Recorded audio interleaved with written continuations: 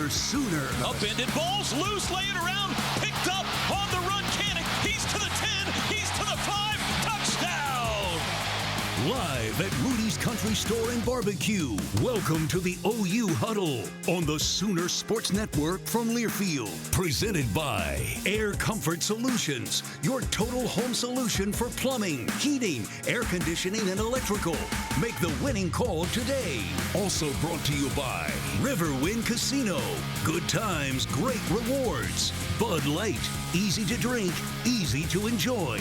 And by Rudy's Country Store and Barbecue, bringing you the best in real Texas barbecue. Now, here's the voice of the Sooners, Toby Rowland. All right. I like it. Energetic crowd. Hi, everybody. Welcome to Rudy's Country Store and Barbecue on a Monday night. Bye week is over. It's a football week again, as we're getting set for a battle of the Crimson and Cream and the Crimson Tide coming up this Saturday night on Owen Field. It is the regular season home finale. Should be a lot of fun. We'll talk about that. And here to help me do so, two of my friends and also great Sooners, Josh Norman and Gabe Eichert, everybody. Howdy, gentlemen. What's up, Toby? How we doing, Josh? I came in today excited about the show, yeah, and then realized that we have to relive what happened 2 weeks ago. Well, we can It's what the rundown says we're supposed to do. Do we have to do it? Do we have to? Do we get in trouble if we don't? I've learned this in all my years in television. A producer is in charge right up until the show starts. There you go. And then we can do whatever we want. Whatever we want. That's exactly right. There's panic in the control room right now. Yeah. We'll talk a little about that game, but we'll focus on some other stuff. Let's start there, I guess. Gabe, just an absolute gut punch of a loss in Columbia. It was, and it feels like it's been forever since the end of that football game. And I feel for those guys. It felt like they had the game. You think about the momentum swing when Billy Bowman picks it up off the turf and goes and runs it in for a touchdown, Josh. I mean, we were going crazy on the sideline, and it just felt like the Sooners had them right where they wanted them. 2 minutes to go. Strength of your football team's running out there on the field. Go finish the game. And somehow, some way, in less than a minute, Missouri goes and scores a touchdown. Heck of a catch by Theo Weiss. I mean, let's just be real. That was it. The catch was unbelievable. But just getting to that point, we should have never even gotten to that point. It was 3rd and 18 that they converted? I think 3rd and 16, 3rd and 16. Have a guy fall down. Should have never gotten there. Yeah, I mean, it was a gut punch. It really was. Like, even just having to think about that. Like, in the 3 years that I've been here in this capacity, I can only think of one game that may have hurt worse. But I feel like this is the worst, and that would be the Texas game from 2 years ago. But like this one this one hurt, and not just myself or the coaches, but the players were devastated after the game, and it was hard to see them have to go through that, man. But we just got to be better in the end there, man. We just have to. We can't make the mistakes that we made, and just got to be able to finish. But that's the deal with younger teams, man. It's like people don't understand. You have to learn how to win. Yeah. And that's just what this team doesn't have right now. They just don't know how to finish and how to close out games. But it's a great learning lesson for them. Like as I've said in the beginning, man, adversity. Like you learn a lot through adversity, and they've always had the right attitude. They've always had the right approach, man. And that's why it hurts so much. If they didn't care, then it wouldn't hurt as bad. But man, it hurts because they care so much. Winning's a skill. It is. We say it a lot in college basketball, especially in conference play. Almost every game is undecided with 4 minutes to go. Yeah. That last TV timeout, and you either know how to win or you don't know how to win at that point. And it's also true in college football. There are teams that when it's close and it's late, they just know we're going to find a way to win. Absolutely. And this will happen at the University of Oklahoma with this program. It's been hard for them this year, though, and for a lot of different reasons. Yeah. There were some highlights to this game, though, and there were. Let's show you a few of them, and they included some trickery along the way as well, including a great call, man. Fake punt. We'll start there. Luke Elzinga's having a crazy year, and it's not just punting the football. Gabe, he played a little quarterback in this game as well. That was a beautifully designed fake. Isn't it nice when a fake works perfectly? Yeah, so exciting. It's just perfectly. And then what did we think about the hurdle? Well, I love the fact he jumped over Luther Burden. But I hate the fact that he got smashed right after he jumped over Luther Burden. I don't think people have talked enough about how hard Bauer Sharp gets hit on the way down. Like, he gets smoked right here. Yeah, he did. That did not feel good. And I wonder if part of him regrets not just going and trucking Luther Burden. No, I actually asked him, because when I saw him break loose, I was like, he's going to hurdle this guy, or he's going to run him over. And so when he hurdled him, he was like, oh, yeah, that's Bauer. And I asked him afterwards, like, bro, why didn't you just truck him? He was like, oh, no, I got to hurdle. As soon as I caught the ball, I was like, I'm hurdling somebody.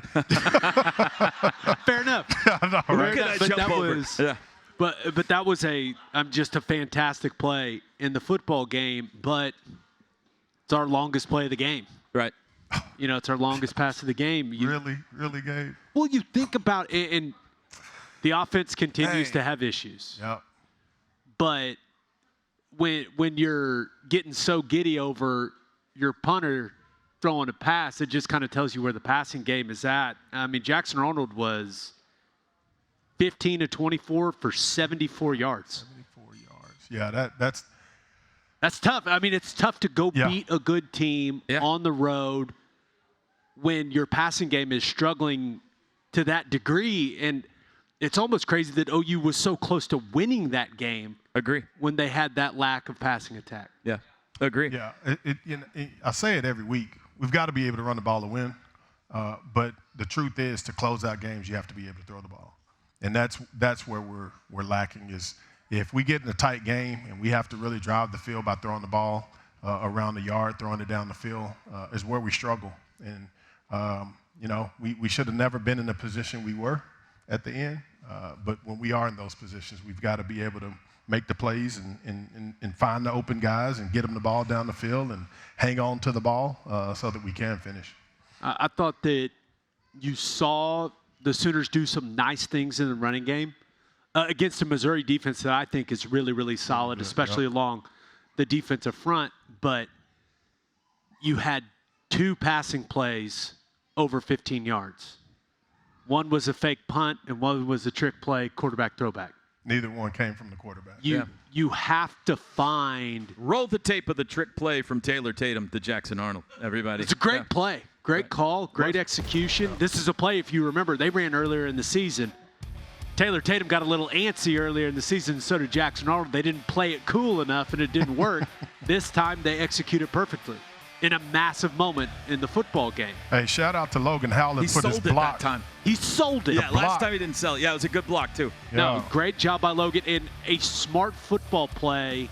By the way, Logan Howland played a heck of a football game. Yes, he's coming along well. He is improving. I'm excited about his future, but he could have decleated that guy right there, and that's a 15-yard penalty. And he did the smart thing. Just give him a nudge. Make sure he doesn't get Jackson Arnold on the ground. That's great. That is a smart football play by 71.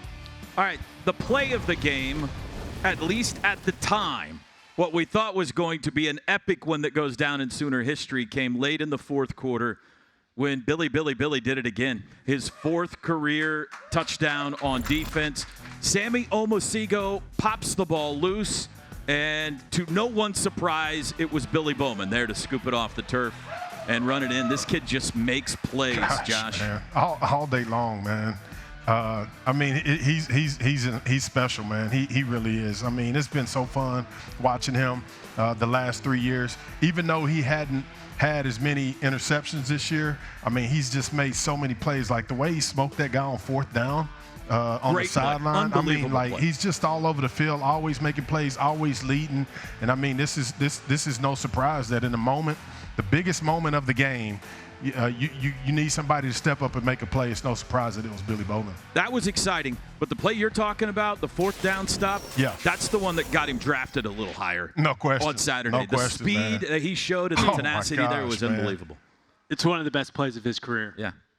And him picking it up and scoring the touchdown was like the 4th or 5th best play he had in the game. Right, exactly. I thought that Luther Burden and Theo Weiss, that matchup, I thought it brought the best out of Billy Bowman. That is as fast and as physical as I can remember him playing. I thought he was at his best. It was a lot of fun to watch, and he had a large impact on the game. A couple of the biggest plays of the football game, you see two showing up. I'm interested to know the analytics on his speed on that play, because I think it was against Maine. He clocked the fastest time on the team all year. Really? 22 miles per hour. Like 22 miles per hour. That's flying. That's flying. Yeah. And so, like, I'm interested to know what his speed was on that play, because he was flying on that play. All I know is he was running faster than Luther Burden. No question. And that dude can fly. That dude can fly, exactly. Yeah. Opening segment brought to you by Community Coffee, family-owned Community Coffee, the official brewed coffee of OU Athletics. Taste the difference family makes. One play that was controversial toward the end of the game had a lot of Sooner fans talking. The hit on Deion Burks on the final possession may not have mattered, but what was your thought, Josh? Should it have been targeting, or was it okay within the letter of the law? Well, I think from what I remember, I hadn't gone back and looked at it, but from what I remember, yeah, that's definitely targeting now that I see it. But on the field, if anything, like maybe defenseless receiver, but when I see it in that capacity, no. But it definitely was targeting. I mean, he hit him in the head. He launched. I mean, it was all of the things that determine targeting. But, you know, I'm just glad to know that Deion is okay. Yeah, it was scary. That he was. Yeah, it was very scary. That whole time period, that was just like it was bad. What is targeting? Yeah, I mean, that's the problem. This is Nobody the knows problem, for sure. Is you see a hit in one game, and then you see something very similar in another game, and one guy gets kicked out of the game and the other guy doesn't. Yep. I feel like there isn't nearly the level of consistency throughout college football that there needs to be with this rule. Yeah, so, like, I don't want to sound like the old school guy, like, whenever I was playing, but the thing that I appreciated about the sport whenever I was playing is that the rules were objective. Like, I think there's just too much subjectivity in rules these days, and targeting is one of those. Like, there should be a clean cut. This is targeting. This is not targeting, and I think that's what we're missing. It's just too subjective, and the referee can look at it and be like, I think he's good, and lets him keep playing. And so I just think it needs to be a black and white. This is targeting. This is not targeting. Yeah, black and white is what it was when you were playing, right, on television? Wow. Touche. It wasn't black and white, but it was so grainy. It wasn't that long ago. Oh my God. We did use VHS tapes, I believe, back then. All right, we'll take a break. We'll talk a little bit more. Danny Stutzman had a big night. We'll visit about that. And we're going to preview the upcoming showdown with the Alabama Crimson Tide here on The Huddle. Stay with us. The Huddle is brought to you by Rudy's Country Store and Barbecue, bringing you the best in real Texas barbecue. Walden Cleaners and Laundry, where the difference is quality. Riverwind Casino, good times, great rewards.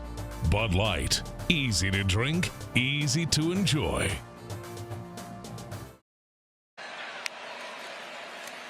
Roberts met at the line. Omosigo. Ball's loose. Picked up. It's Billy. Billy down the sidelines. Billy Bowman into the end zone. House it. Billy Bowman. Scoop and score.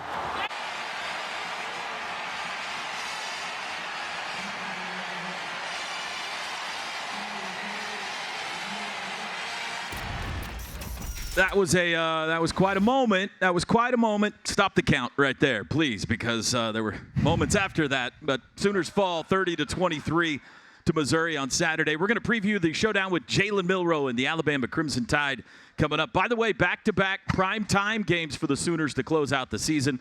6:30 this Saturday night, Bama in the Palace. We found out today the OU-LSU game will be a 6 o'clock kickoff in Baton Rouge the Saturday after Thanksgiving. Going to be fun down there? That has been on my college football bucket list. Night game in Death Valley. Get to check it off. Very excited. Not exactly what we were hoping that game would be for either team, but still, Death Valley at night.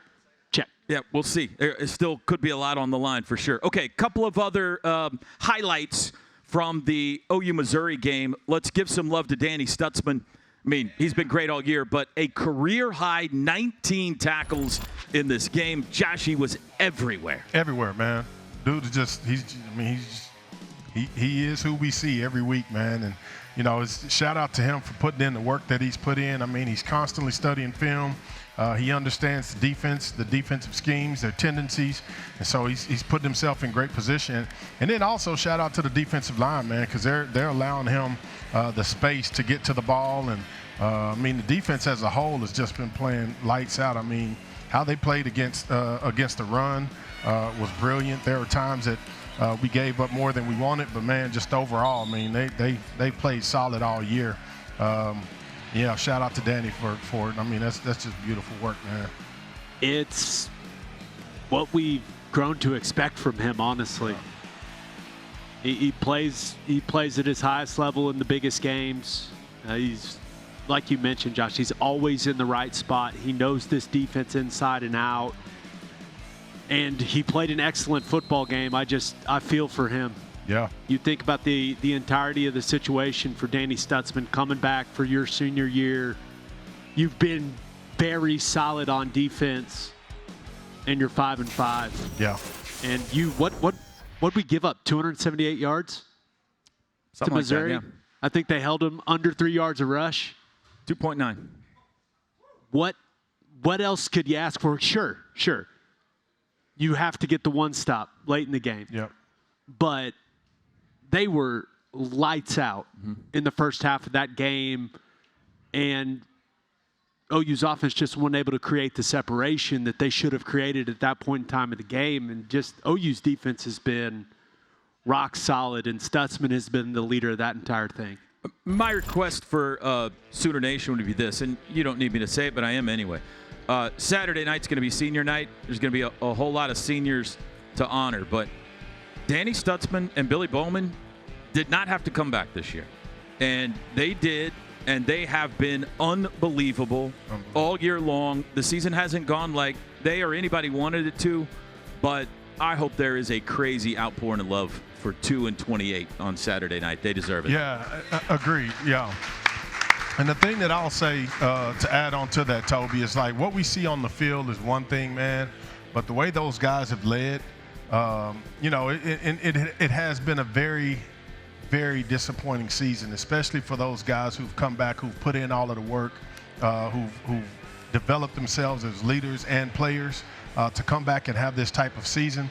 But, man, I'm telling you, I've been around teams that have had disappointing season, and the first thing that typically happens is you lose the locker room, and they start to splinter in the locker room. But these guys have not done that one time. They've continued to stay together. And I'm telling you, man, like that's a very special thing that I've noticed in this team is, man, they continue to stick together. They continue to fight for one another. They continue to fight in games. They continue to encourage each other. They continue to show up every single week and put the work in that it takes to win ball games. We just hadn't been able to finish some of these games. But, man, shout out to those guys, Billy and Danny and some of these other guys who have just continued to be very strong leaders in our locker room. The lawyer got him another one in the fourth quarter on Saturday night. R. Mason Thomas, another fourth quarter sack. It looked like at the time it might be a game clincher. His 7th sack of the year, gave 6 of the 7 have come in the fourth quarter. Yeah, it just seems like he brings his best when we absolutely need it. Now, I'm not sure why he can do that in the fourth quarter and not do it in the second quarter. And that's something that I think is going to be one of these things that maybe they look at it in the offseason and try to figure out why is our Mason Thomas not making those types of impact plays more consistently throughout the game? Because he clearly has the ability. Does it go back to the offense and teams being a little more conservative because they're not worried about us scoring that many points? Maybe it's all connected. But if you can do it when the game is on the line in the fourth quarter, you'd think you'd be able to do it earlier in the football game. But our Mason Thomas, his biggest growth for me this season has been his ability to hold up at the point in the run game. I know everyone wants to talk about the sacks. Sacks are cool. It's what people point to. But his ability to hold point, not get moved off his spot, stay in his gap, take on double teams, he's become a much better all-around edge player.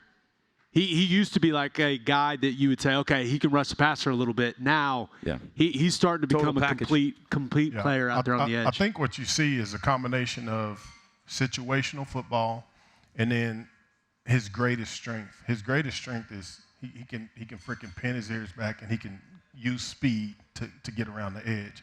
And so what you're seeing is late in the game, when it's an obvious passing situation, he's pinning his ears back. He's using his speed, his greatest technique to get to the quarterback. I think earlier in the game, it's like, okay, well, I have these responsibilities. I gotta watch screen. I gotta be able to, play the run. Or what if they run a draw? And so, in late in the game, in the fourth quarter, when they know it's pass, he just pins his ears back. He uses his greatest strength of speed.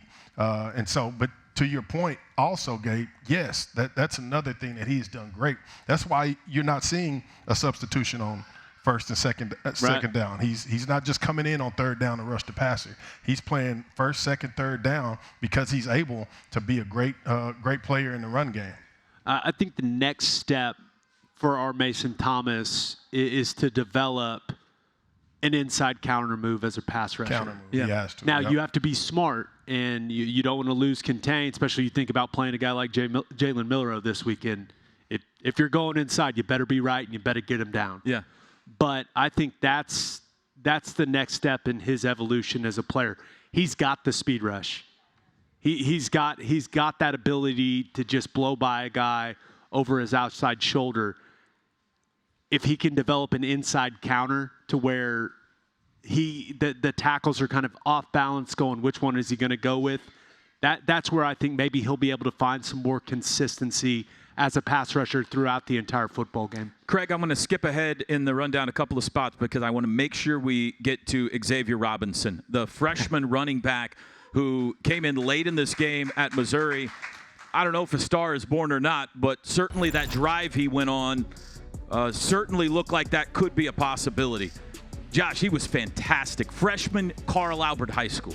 Yeah, man, I think what he brings to the offense is the ability.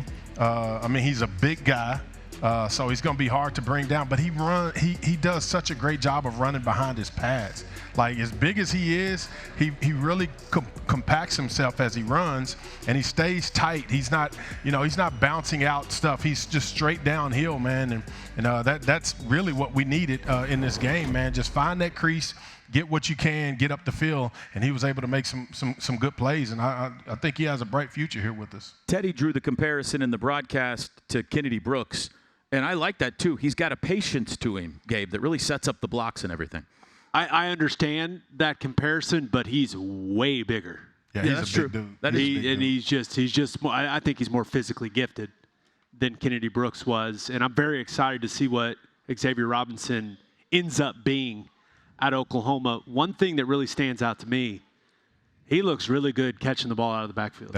He does it all. Very really natural, and I think that can continue to be a bigger piece of this offense, because when you think of some of the things that this group has struggled with offensively, having some easy throws to the running back would be awfully nice for Jackson Arnold, Michael Hawkins, whoever is playing quarterback. And if Xavier Robinson can be that guy, be reliable, get him out in space, getting some easy touches, I don't see why you wouldn't do that. I'd be remiss if I didn't say this as well. Like, the work that he's put in to get to where he's at right now is unreal. Like, he's shaved so much baby fat off of him. When he came in, he had a caboose on him. Like, he did. And now he's really trimmed himself up to where he's a legitimate SEC running back. You know, like that can carry the weight of it. I still want the caboose. I just want it. Well, he still got it, but it's just he trimmed up. Tell me more. I'm uncomfortable. No, I'm good. I'm uncomfortable. It's One more guy deserves some flowers. Zach Schmidt. Yes, shout took out some Zach. criticism last year. Yes. He's been great this season. 56-yarder. 56-yarder. Third God longest in OU history to close out the first half. Sweet. Way to go, Zach Schmidt. I was really hoping he was going to get an opportunity to win us that football game. And I talked to him about it after the game. He was really hoping that he was getting an opportunity to win that football game. That's a big-time kick. He's got a lot of confidence right now. He's feeling great about his technique. I don't know anything about kicking technique, but if he says he feels great about it, then he feels great about it. Yeah, hey, go for it, bro. Like, whatever you think is best, go for it. A lot of people are now calling him the greatest player in McGinnis history. I would agree with that kick. Yeah, the pride of Bishop McGinnis High School. What the people on the streets are saying anyway. So we'll take a break. We'll talk about the showdown with the Crimson Tide coming up next. Gabe went to McGinnis, by the way. We'll be back. That was the joke. Log on to Soonersports.com/kids for information about joining the Sooner Junior Kids Club presented by OG&E and brought to you in part by Orthodontics exclusively, Mathis Home, and Devon Energy. OU's 2024 football games are available on Exitos 96.5 FM in Oklahoma City and 101.5 FM El Patron in Tulsa, as well as on those stations' websites. Each OU Spanish broadcast will feature a 30-minute pregame show and a 15-minute postgame show. The best place to gear up for game day is shop.soonersports.com. Tatum in motion. Snap. They hand it to Tatum. He throws back to Arnold. Caught it. 20, 15. Jackson Arnold cuts it to 5. Touchdown!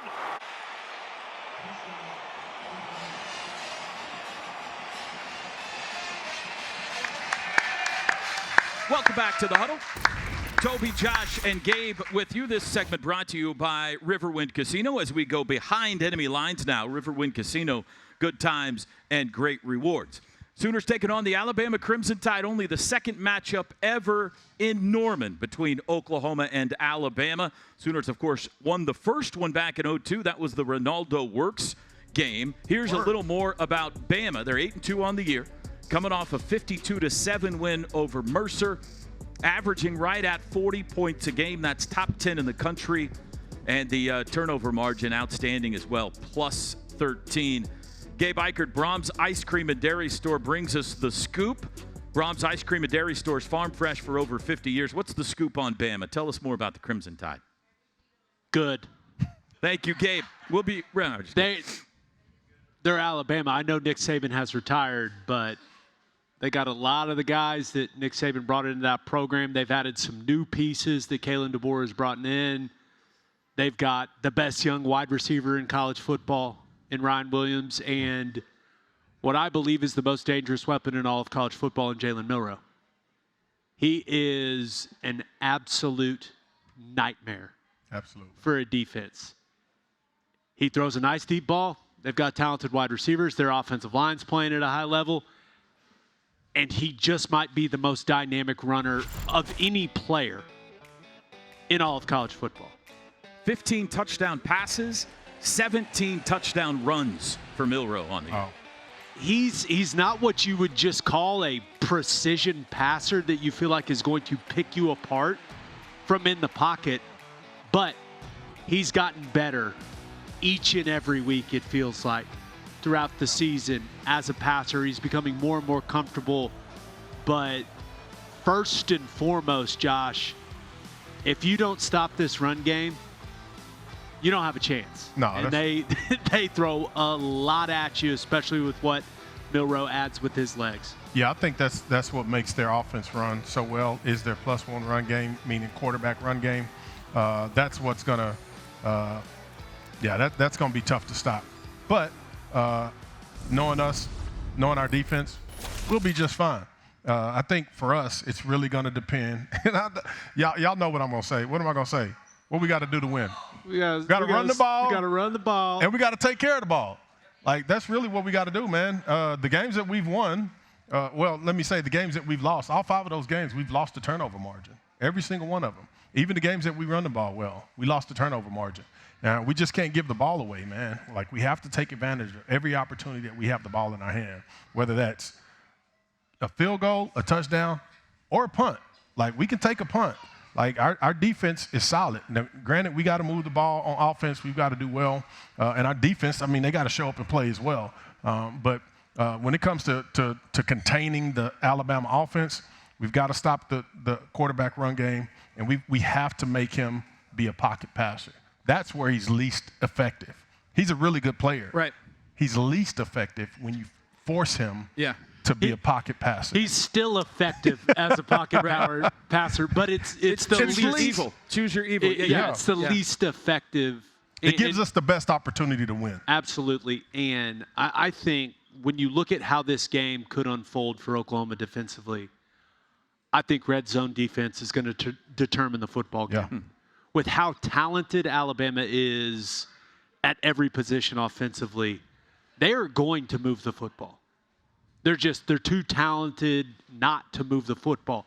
But can you force them to kick 4, 5 field goals and really shut them down in that area of the field when everything gets condensed and the windows in the passing game gets smaller? I think that red zone area is going to be huge for Oklahoma's defense. I'd argue to say we stand a better chance keeping them out of the red zone. And this is why. When they get to the red zone, they love running quarterback run game. Oh, they're going to run it everywhere. I know that, but especially in the red zone, it becomes exceedingly more difficult because we're going to get at least the safeties are closer to the line of scrimmage. Yeah. It's tough. They have a just get 3 and outs every time. That would be the best. Great. That's the best scenario. I love that That's idea. a great When, idea. to speak to your point about turnovers, when OU wins the turnover battle, the last 2 seasons, 12-0, undefeated when they win the turnover battle. So let's just do that. That sounds like a good take care of the ball and idea. take the ball away from them. Run the ball. Xavier Robinson, Gabe, he's played 4 games. You playing Xavier Robinson? Yes. Okay. Redshirting is not a thing to me anymore. I'm being serious. And I was a guy that redshirted. I don't see with 4 games. Yeah. With the way, and a couple of them he played like a couple plays. Yeah. It's not exactly how you want to use them, but it is college football is so different now. The guy plays running back. If he gets to where you want him to get as a player, 4 years is plenty for a running back. They got to win one of these 2 games. Yeah. Whoever gives you the best chance to win these last 2 games, Right. you play them. With how the you portal owe it to everybody else on the team. Well, with how the portal and everything works, are we really worried about red shirts anymore? That's just the way that I view it. And running back is not one of those positions where you go, man, he just needs a ton of development. Like he's got to get way stronger. Running back, that stuff's for O-line, D-line, tight end. Running back is what it is. Extreme skill positions. Yeah. I agree. And I mean, the crux of it is we need to have our best players ready to play. That's period, point blank. And I'm with you. If that's him, he needs to be available to play.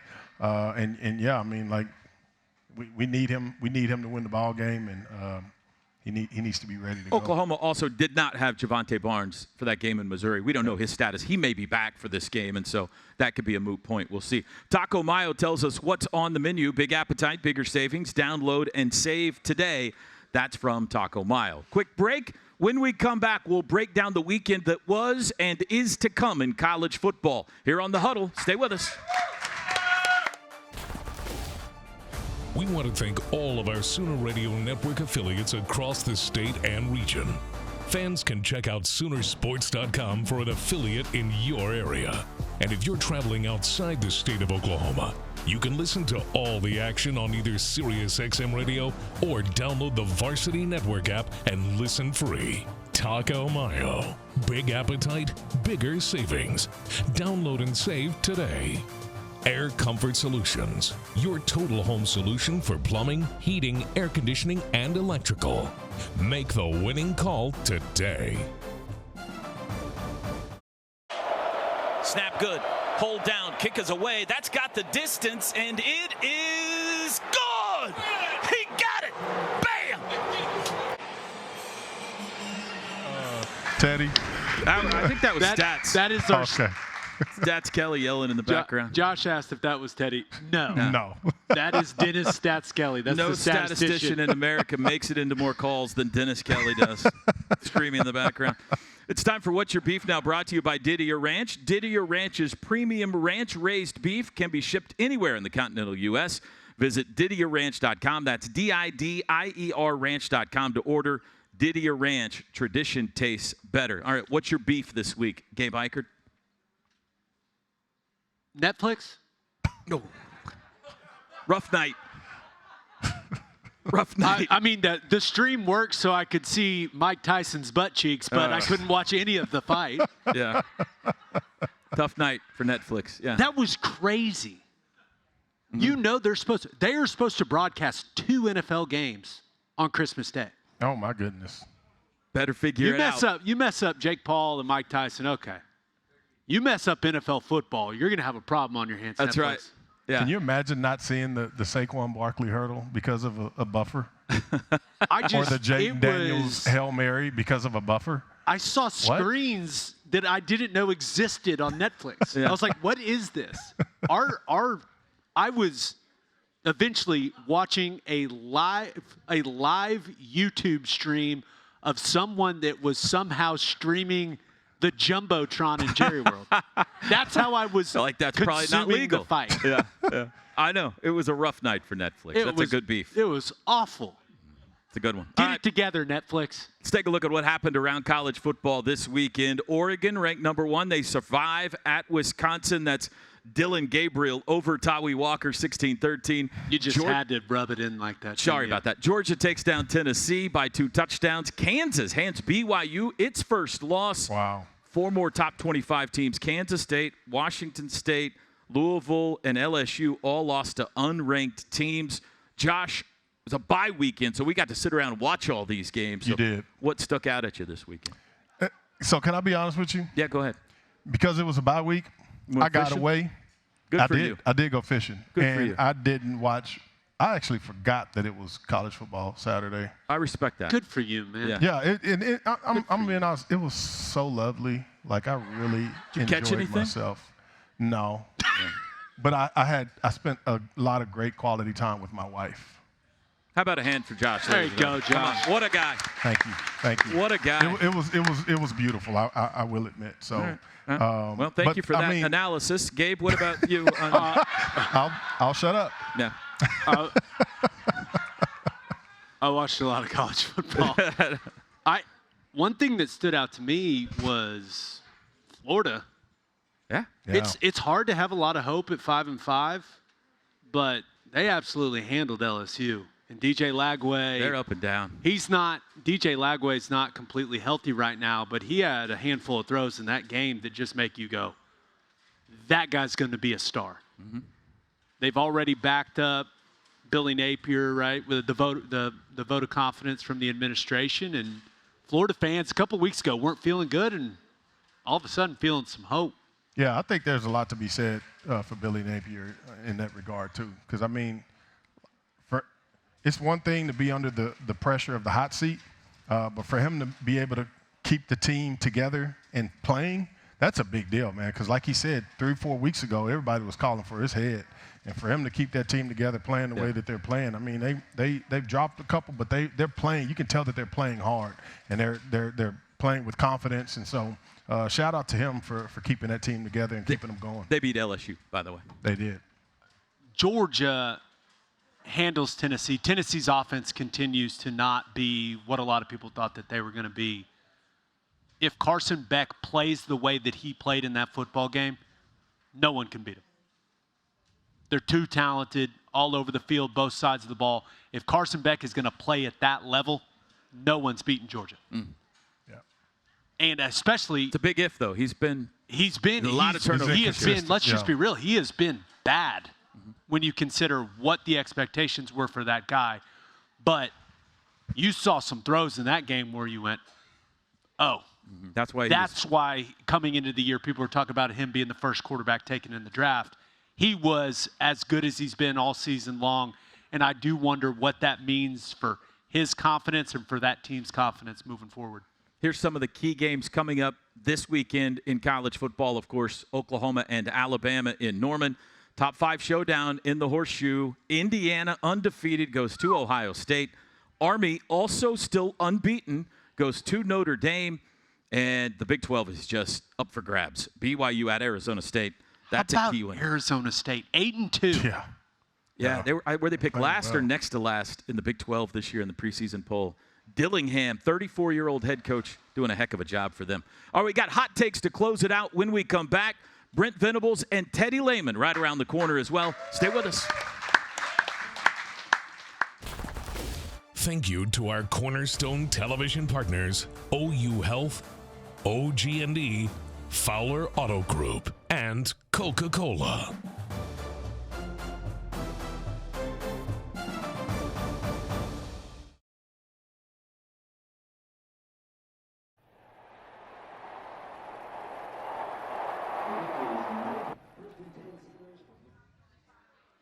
Alabama coming to town. A little look back. This was in 2002. Mark Clayton with the touchdown as the Sooners beat the Tide in Norman. Then the next year they go to Tuscaloosa. Brandon Jones on the end of the bomb from Jason White. And how about this? Our very own Teddy Lehman comes up with a fumble recovery as well, and that would be in the 0-2 game. Way to jump on it, Ted. Way to lay on that thing, 11. Right on it. I got it. I got the ball. They'll play again 6:30 on Saturday night. Time to finish it out with our hot takes, brought to you by Air Comfort Solutions, your total home solution for plumbing, heating, air conditioning, and electrical. Make the winning call today. We got 1 minute, Josh. Hot take for OU Bama. 3 turnovers. Defense causes 3 turnovers. I like it. OU forces 3 TOs. Drake? I am going to go. Is it a hot take to say that we can hold Jalen Milroe under 100 yards rushing? Yeah. I think we can do it. Yeah. Under 100?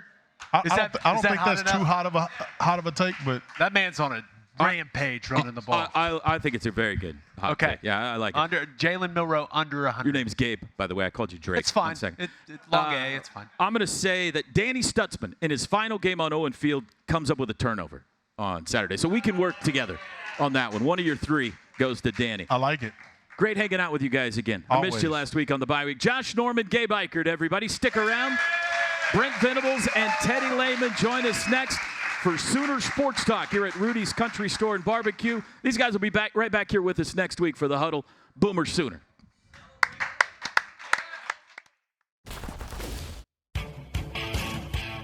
The OU Huddle has been brought to you by Rudy's Country Store and Barbecue, bringing you the best in real Texas barbecue. Walden Cleaners and Laundry, where the difference is quality. And by Bud Light, easy to drink, easy to enjoy. The preceding has been a Learfield presentation on the Sooner Sports Network.